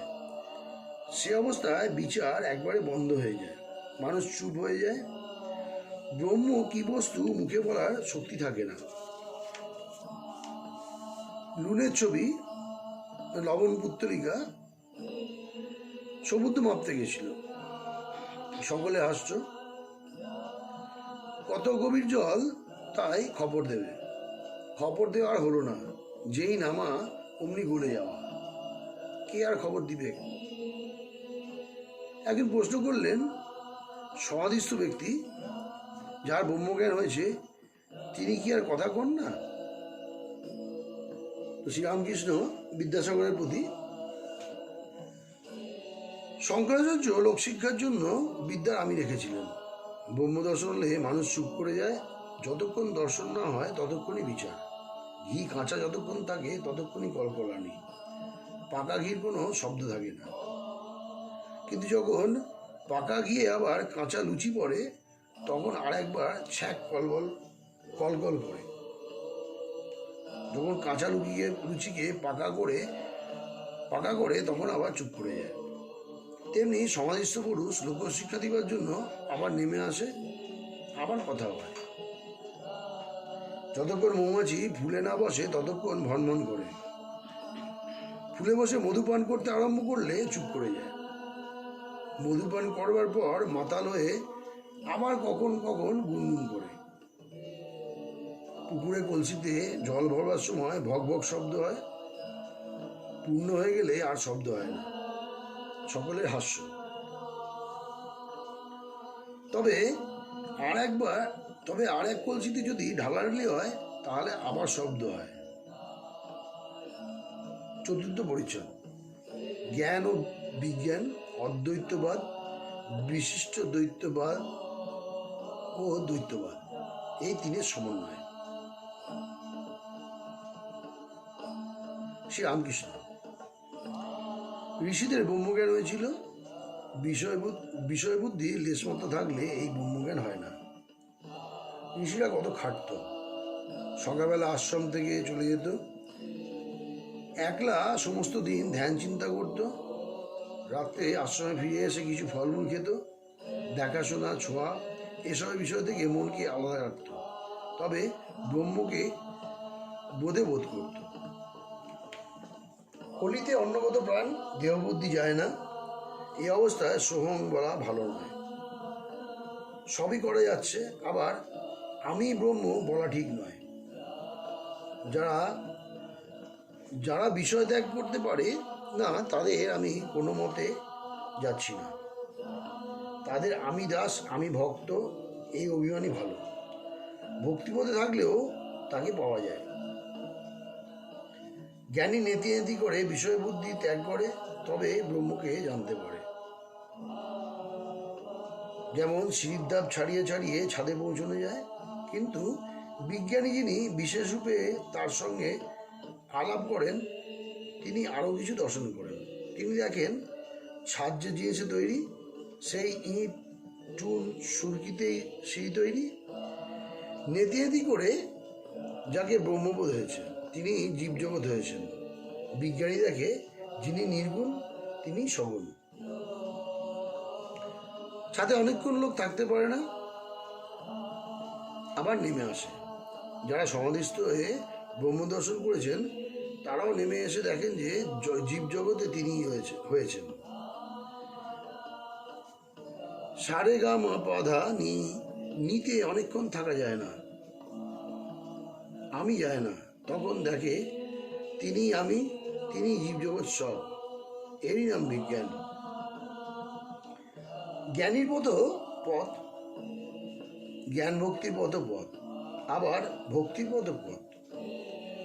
জ্ঞানযোগ সত্য, ভক্তিপথ সত্য, সব পথ দিয়ে তার কাছে যাওয়া যায়। তিনি যতক্ষণ আমি রেখে দেন, ততক্ষণ ভক্তির পথই সোজা। বিজ্ঞানী দেখে ব্রহ্ম অটল, নিষ্ক্রিয়, সুমেরুবৎ। এই জগৎ সংসার তার সত্য, রজ, তম তিন গুণে হয়েছে, তিনি নির্লিপ্ত।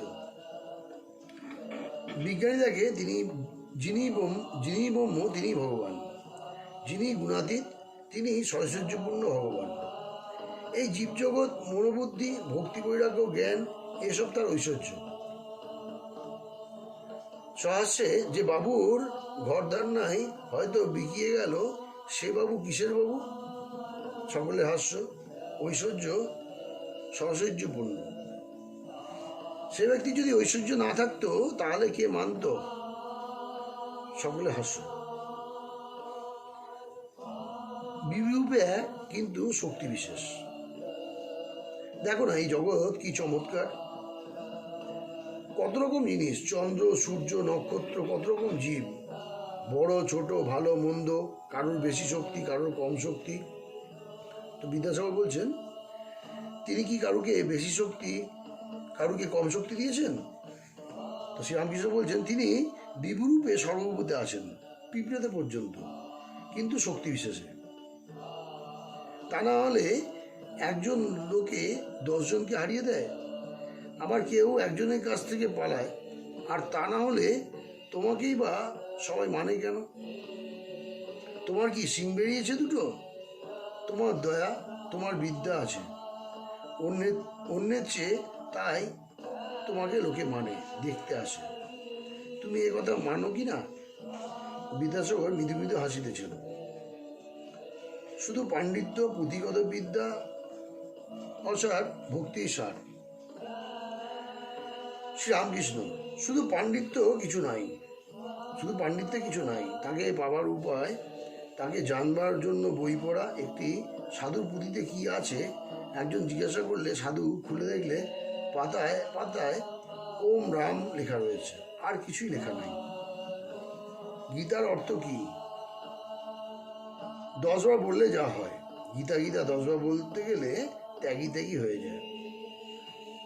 গীতায় এই শিক্ষা, হে জীব, সব ত্যাগ করে ভগবানকে লাভ করার চেষ্টা করো। সাধুই হোক, সংসারই হোক, মন থেকে সব আসক্তি ত্যাগ করতে হয়। চৈতন্যদেব যখন দক্ষিণে তীর্থ ভ্রমণ করছিলেন, দেখলেন একজন গীতা পড়ছে, আর একজন একটু দূরে বসে শুনছে আর কাঁদছে, কেঁদে চোখ ভেসে যাচ্ছে। চৈতন্যদেব জিজ্ঞাসা করলেন, তুমি এসব বুঝতে পারছো? সে বলল, ঠাকুর, আমি শ্লোক এসব কিছুই বুঝতে পারছি না। তিনি জিজ্ঞাসা করলেন, তবে কেন কাঁদছো? ভক্তটি বললে, আমি দেখছি অর্জুনের রথ, আর তার সামনে ঠাকুর আর অর্জুনের কথা করছেন, তাই দেখে আমি কাঁদছি। পঞ্চম পরিচ্ছদ, ভক্তিযোগের রহস্য। শ্রীরামকৃষ্ণ, বিজ্ঞানী কেন ভক্তিলয়ে থাকে? এর উত্তর এই যে, আমি যায় না। সমাধি অবস্থায় যায় বটে, কিন্তু আবার এসে পড়ে। আর সাধারণ জীবের অহং যায় না। অসত্য গাছ কেটে দাও, আবার তারপর দিন ফেকড়ি বেরিয়েছে। সকলে হাস্য। জ্ঞান লাভের পরও আবার কোথা থেকে আমি এসে পড়ে। স্বপনে বাঘ দেখেছিলে, তারপর জাগলে, তবুও তোমার বুক দূর দূর করছে। জীবের আমিল এই তো যত যন্ত্রণা। গরু হাম্বা হাম্বা আমি করে, তাই তো অত যন্ত্রণা। লাঙলে জোরে রোদ বৃষ্টি গায়ের উপর দিয়ে যায়, আবার কষাইয়েও কাটে। চামড়ার জুতো হয়, ঢোল হয়, তখন খুব পেটে, তবু নিস্তার নেই। শেষে নারী বুড়ি থেকে তাঁত তৈরি হয়, সেই তাতে ধুনুরির যন্ত্র হয়। তখন আর আমি বলে না, তখন বলে তুমি, অর্থাৎ তুমি। যখন তুমি বলে, তখন নিস্তার। হে ঈশ্বর, আমি দাস, তুমি প্রভু, আমি ছেলে, তুমি মা। রাম জিজ্ঞাসা করলেন, হনুমান, তুমি আমায় কিভাবে দেখো? হনুমান বললে, রাম, যখন আমি বলে আমার বোধ থাকে, তখন দেখি তুমি পূর্ণ, আমি অংশ, তুমি প্রভু, আমি দাস। আর রাম, যখন তত্ত্বজ্ঞান হয়, তখন দেখি তুমি আমি তুমি। সেব্য সেবক ভাবি ভালো, আমি তো যাবার নয়, তবে থাক সারা দাস আমি হয়ে। বিদ্যাসাগরকে শিক্ষা, আমিও আমার এই দুটি অজ্ঞান। আমার বাড়ি, আমার টাকা, আমার বিদ্যা, আমার এইসব ঐশ্বর্য, এই যে ভাব, এটি অজ্ঞান থেকে হয়। হে ঈশ্বর, তুমি কর্তা, আর এসব তোমার জিনিস। বাড়ি, পরিবার, ছেলেপুলে, লোকজন, বন্ধু বান্ধব, এসব তোমার জিনিস। এ ভাব জ্ঞান থেকে হয়। মৃত্যুকে সর্বদা মনে রাখা উচিত। মরবার পর কিছুই থাকবে না। এখানে কতগুলি কর্ম করতে আসা, যেমন পাড়া গিয়ে বাড়ি, কলকাতায় কর্ম করতে আসা, বড় মানুষের বাগানের সরকার।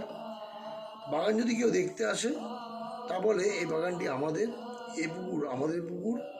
কিন্তু কোনো দোষ দেখে বাবু যদি ছাড়িয়ে দেয়, তার আমের সিন্দুকটা লয়ে যাওয়ার যোগ্যতা থাকে না। দারোয়ানকে দিয়ে সিন্দুকটা পাঠিয়ে দেয়। ভগবান দুই কথায় হাসেন। কবিরাজ যখন রোগী মাকে বলে, মা ভয় কি, আমি তোমার ছেলেকে ভালো করে দেবো, তখন একবার হাসেন।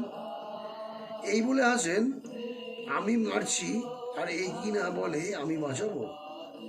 কবিরাজ ভাবছে, আমি কর্তা, ঈশ্বর যে কর্তা, এই কথা ভুলে গেছে। তারপর যখন দুই ভাই দড়ি ফেলে জায়গা ভাগ করে আর বলে, এদিকটা আমার, ওদিকটা তোমার, তখন ঈশ্বর আরেকবার হাসেন। এই মনে করে হাসেন, আমার জগৎ ব্রহ্মাণ্ড, কিন্তু এরা বলছে এই জায়গা আমার আর তোমার। উপায়, বিশ্বাস ও ভক্তি। তাকে কি বিচার করে জানা যায়? তার দাস হয়ে, তার শরণাগত হয়ে তাকে একটা। বিদ্যাসাগরের প্রতি সহাস্যে, আচ্ছা তোমার কি ভাব? বিদ্যাসাগর মৃদু হাসিতেছেন, বলতেছেন, আচ্ছা সে কথা আপনাকে একলা একদিন বলবো। শ্রীরামকৃষ্ণ সহাস্যে, তাকে পাণ্ডিত্যের দ্বারা বিচার করে জানা যায় না। এই বলিয়া ঠাকুর প্রেমোক্তে গান ধরিলেন। কে জানে কালী কেমন সরদর্শনে না পায় দর্শন, মূলাধারে সহস্রাধারে সদা যোগী করে মনন, কালী পদ্মবনে হংসসনে হংসরূপে করে রমণ। আত্মারামের আত্মাকালী প্রমাণ প্রণবের মতন, যিনি ঘটে ঘটে বিরাজ করেন ইচ্ছাময় ইচ্ছা যেমন। মায়ের উদরে ব্রহ্মাণ্ড ভাণ্ড প্রকাণ্ডতা জানো কেমন। মহাকাল জেনেছেন কালীর মর্ম, অন্যকে বা জানে তেমন।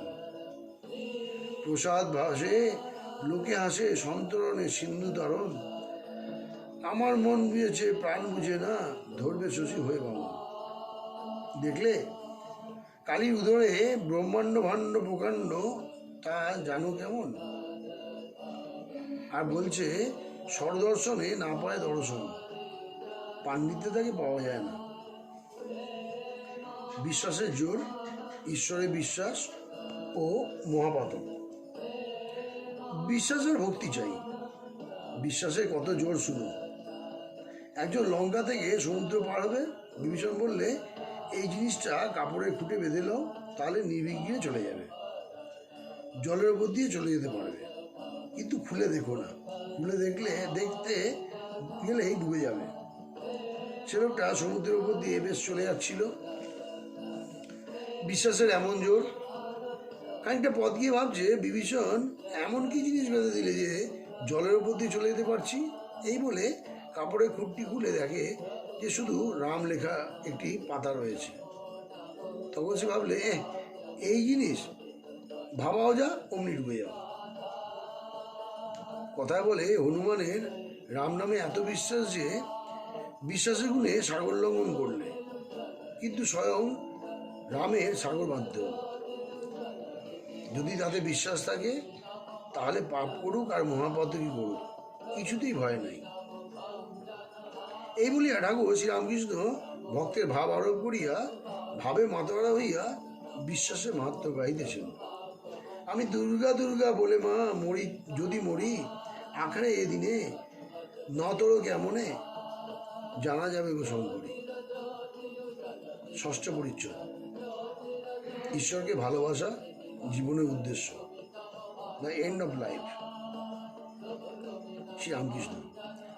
বিশ্বাস আর ভক্তি, তাকে ভক্তিতে সহজে পাওয়া যায়, তিনি ভাবের বিষয়। এ কথা বলিতে বলিতে ঠাকুর শ্রীরামকৃষ্ণ আবার গান ধরিলেন।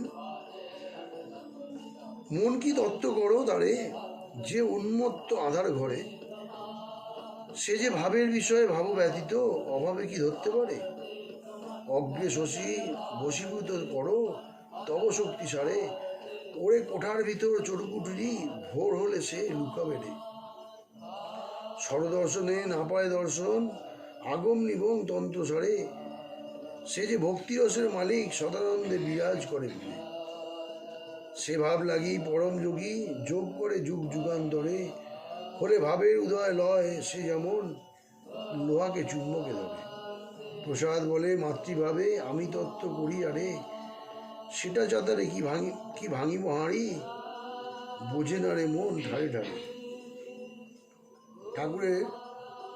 ঠাকুর সমাধি মন্দির।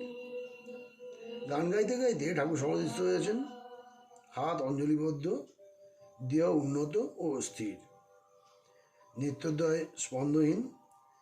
সেই বেঞ্চের উপর পশ্চিমাশ্য হইয়া পা ঝুলাইয়া বসিয়া আছেন। সকলে উদ্গ্রীব হইয়া এই অদ্ভুত অবস্থা দেখিতেছেন। পণ্ডিত বিদ্যাসাগরও নিস্তব্ধ হইয়া একদৃষ্টে দেখিতেছেন। ঠাকুর প্রবিষ্ঠিত হইলেন, দীর্ঘ নিঃশ্বাস ফেলিয়া আবার সহাস্যে কথা কইতেছেন। ভাবভক্তি এর মানে তাকে ভালোবাসা, যিনি ব্রহ্ম তাকে মা বলে ডাকছে। প্রসাদ বলে মাতৃভাবে আমি তত্ত্ব করি যারে, সেটা চাতারে কি ভাঙবো হাঁড়ি, বোঝে না রে মন ঢারে ঢারে। রামপ্রসাদ মনকে বলছে ঢারে ঢারে বুঝতে। এই বুঝতে বলছে যে বেদে যাকে ব্রহ্ম বলেছে তাকেই আমি মা বলে ডেকেছি। যিনি নির্গুণ তিনি সগুণ, যিনি ব্রহ্ম তিনি শক্তি।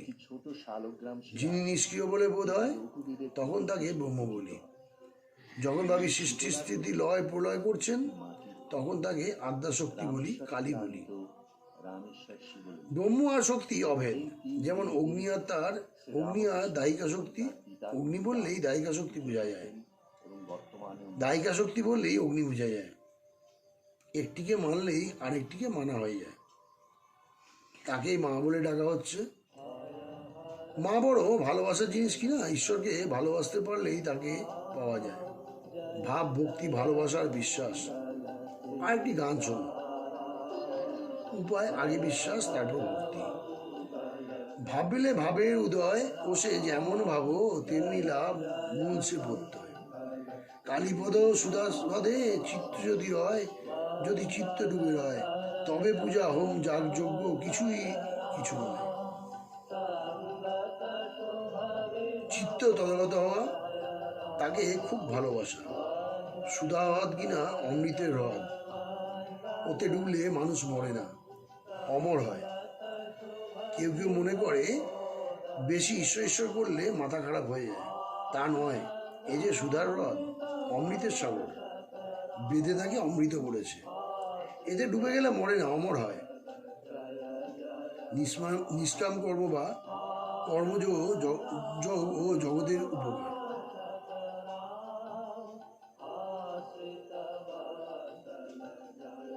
Shri Ramakrishna and the European ideal of work. পূজা, হোম, যাগযজ্ঞ কিছুই কিছু নয়। যদি তার উপর ভালোবাসা আসে, তাহলে আর এসব কর্মের বেশি দরকার নাই। যতক্ষণ হাওয়া পাওয়া না যায়, ততক্ষণই পাখার দরকার। যদি দক্ষিণে হাওয়া আসে, যদি দক্ষিণে হাওয়া আপনি আসে, পাখা রেখে দেওয়া যায়। আর পাখার কি দরকার? তুমি যে কর্ম করছো, এসব সৎকর্ম। যদি আমি কর্তা এই অহংকার ত্যাগ করে নিষ্কামভাবে করতে পারো, তাহলে খুব ভালো। এই নিষ্কাম কর্ম করতে করতে ঈশ্বরতে ভক্তি ভালোবাসা আসে। এইরূপ নিষ্কাম কর্ম করতে করতে ঈশ্বর লাভ হয়। কিন্তু যত তার উপর ভক্তি ভালোবাসা আসবে, ততই তোমার কর্ম কমে যাবে। গৃহস্থের বউ পেটে যখন ছেলে হয়, শাশুড়ি তার কর্ম কমিয়ে দেয়। যতই মাস বাড়ে, শাশুড়ি কর্ম কমায়। 10 মাস হলে আদপে কর্ম করতে দেয় না, পাছে ছেলের কোনো হানি হয়, প্রসবের কোনো ব্যাঘাত হয়। তুমি যে কর্ম করছো, এতে তোমার নিজের উপকার। নিষ্কামভাবে কর্ম করতে পারলে চিত্ত শুদ্ধি হবে। ঈশ্বরের উপর তোমার ভালোবাসা আসবে। ভালোবাসা এলেই তাকে লাভ করতে পারবে। জগতের উপকার মানুষ করে না, তিনিই করছেন। যিনি চন্দ্র সূর্য করেছেন, যিনি বাপ মায়ের স্নেহ, যিনি মহতের ভিতর দয়া, যিনি সাধু ভক্তের ভিতরে ভক্তি দিয়েছেন। যে লোকে কামশূন্য হয়ে কর্ম করবে, সে নিজেরই মঙ্গল করবে। নিষ্কাম কর্মের উদ্দেশ্য ঈশ্বর দর্শন। অন্তরে শোনা আছে, এখনো খবর পাওয়া নাই, একটু মাটি চাপা আছে। যদি একবার সন্ধান পাও, অন্য কাজ কমে যাবে। গৃহস্থের বউয়ের ছেলে হলে ছেলেটিকে নিয়েই থাকে, ওটিকে নিয়েই নাড়াচাড়া, আর সংসারের কাজ শাশুড়ি করতে দেয় না। আরো এগিয়ে যাও। কাঠুরে কাঠ কাটতে গেছিল, ব্রহ্মচারী বললে এগিয়ে যাও। এগিয়ে গিয়ে দেখে চন্দন গাছ।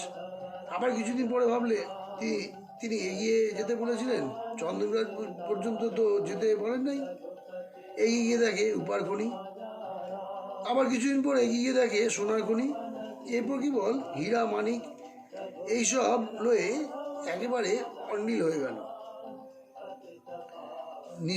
নিষ্কাম কর্ম করতে পারলে ঈশ্বরের ভালোবাসা হয়। ক্রমে তার কৃপা পাওয়া যায়। তার কৃপায় তাকে পাওয়া যায়, ঈশ্বরকে দেখা যায়, তার সঙ্গে কথা কওয়া যায়। যেমন আমি তোমার সঙ্গে কথা করছি। সপ্তম পরিচ্ছদ। বাঁকুড়া জেলার জয়রামবাটি গ্রামে ঠাকুর অহেতুক কৃপা সিন্ধু। জন্মস্থানের ঠিক উপরই এই সুন্দর পৃষ্ঠা মন্দিরটি নির্মাণ করা। 56। ভগবান শ্রীমগদ্য শ্রী রামকৃষ্ণ কথামৃত। স্বামী শারদানন্দ ইংরেজি 1923 সকলে অবাক ও নিস্তব্ধ হইয়া এই সকল কথা শুনিতেছেন। বঙ্গাব্দের 6 যেমন সাক্ষাৎ অক্ষয় তৃতীয়ার দিনে বাগমাদিনী শ্রী রামকৃষ্ণের জিহ্বাতে অবতীর্ণ হইয়া বিদ্যাসাগরকে উপলক্ষ করিয়া জীবের মঙ্গলের কথা বলিতেছেন। রাত্রি হইতেছে, 9টা বাজে। ঠাকুর এইবার বিদায় গ্রহণ করিবেন। প্রতিষ্ঠিত হয়।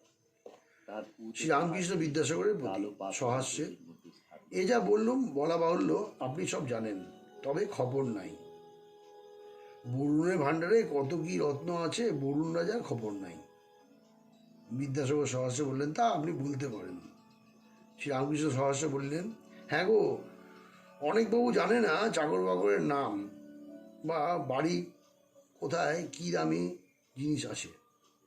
কথাবার্তা শুনিয়া সকলে আনন্দিত, সকলে একটু চুপ করিয়াছেন। ঠাকুর আবার বিদ্যাসাগরকে সম্বোধন করিয়া কথা কইতেছেন।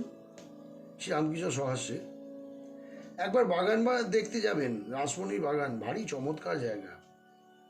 বিদ্যাসাগর বলছেন, যাবো বই কি, আপনি এলে না আমি যাব না? শ্রীরামকৃষ্ণ বলছেন, আমার কাছে? ছি ছি।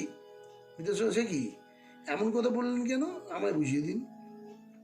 শ্রীরামকৃষ্ণ সহাস্য বললেন, আমরা জেলে ডিঙি, খাল বিল আবার বড় নদীতেও যেতে পারি, কিন্তু আপনি জাহাজ, কি জানি যেতে গিয়ে চড়াই পাছে লেগে যায়। সকলের হাস্য। বিদ্যাসাগর সহস্য বদলে চুপ করিয়া আছেন, ঠাকুর হাসিতেছেন। শ্রীরামকৃষ্ণ সহাস্যে, তার মধ্যে এ সময় জাহাজও যেতে পারে।